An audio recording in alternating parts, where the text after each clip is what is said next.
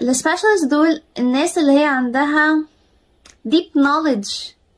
يعني in a particular area within a broader field. يعني في مجال، في areas مختلفة أو أجزاء يعني أو مناطق أو تخصصات مختلفة، هم عندهم بقى deep knowledge أو experience، خبرة عالية أو expertise يعني خبرة في مجال معين، في جزء معين علمي، زي مثلا cardiologists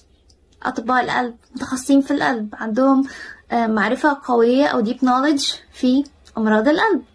زي مثلا لما حد يكون متخصص في ال AI Artificial Intelligence الذكاء الاصطناعي، فمثلا في complex problems أو مشاكل معقدة هو اللي يقدر يدينا specialized expertise يعني أو خبرة متخصصة في الجزئية دي، الجزئية اللي احنا محتاجينها دي، زي ناس في ال IT Information Technology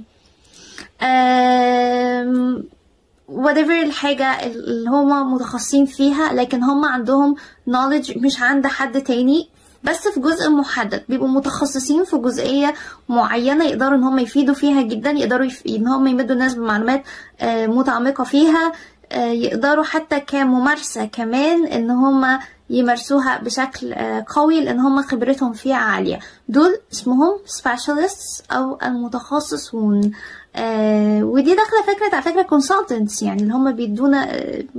استشاريين، بعد كده ممكن يدوا استشارات في حاجات معينه لان هم متخصصين في حاجات معينه، فكره الكونسلتيشن يعني. فدول السبيشالست. وكده نكون انتهينا